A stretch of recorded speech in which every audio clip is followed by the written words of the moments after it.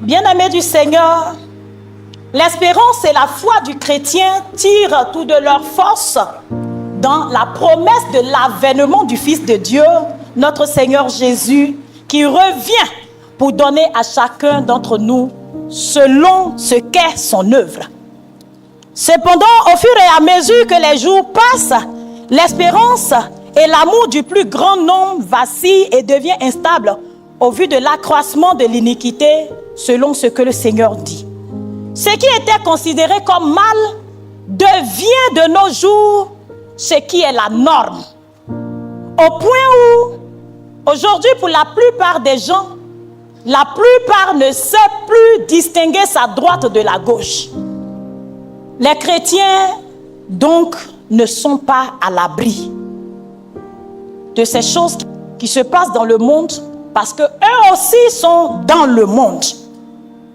Pourtant, le chrétien, lui, il a une espérance attendant une promesse, celle du retour du Seigneur Jésus et des récompenses afférentes.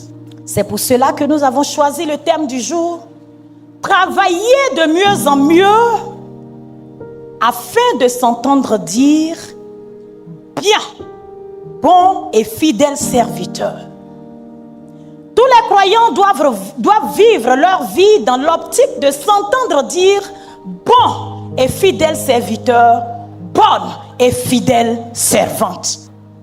Le texte nous dit que un maître a confié à 3 de ses travailleurs 5, 2 et 1 talent selon la capacité de chacun d'entre eux avant de s'en aller pour un long voyage.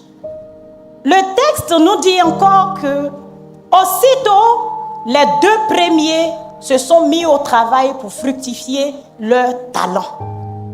Et longtemps après, le maître est venu pour demander des comptes à ses serviteurs. Celui qui a reçu 5 talents les a mis à profit et il en a récolté 5 autres qu'il présenta au maître. Il reçut les félicitations du maître en plus d'une autre promesse qui est celle de lui accorder la gestion de plus grandes choses pour avoir bien géré les petites dans la fidélité. Le second qui avait reçu 2 talents fit pareil. Il en récolta 2 autres.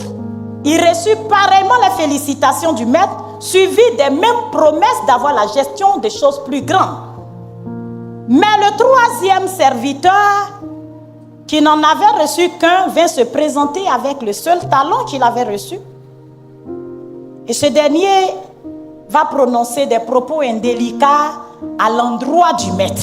Il ne reçut donc pas d'approbation, mais plutôt de fortes réprimandes, suivies de sentences. Puis, lui a été retiré le seul talent qu'il avait, et cela a été reversé à celui qui désormais avait 10 talents. Alors, les talents représentent pour nous, chacun d'entre nous ici, le talent représente ce que le Seigneur t'a donné. Soit tu es batteur, tu es chanteur, tu es pianiste, tu es pasteur, tu es préfet, tu es comptable et j'en passe. C'est tes talents que le Seigneur t'a donné. Dieu attend donc de chacun d'entre nous l'utilisation de ces dons qu'il nous a fait aussi fidèlement que possible. Pourquoi le chrétien doit-il travailler à fructifier les talents que Dieu lui donne? Parce que Dieu confie de grandes choses à ceux qui sont fidèles dans les petites. Lorsque Dieu vous voit fidèle, accomplissant avec fidélité les petites choses qu'on vous donne, si on vous a attribué de grandes responsabilités après à quelque niveau que ce soit, ne soyez pas étonnés.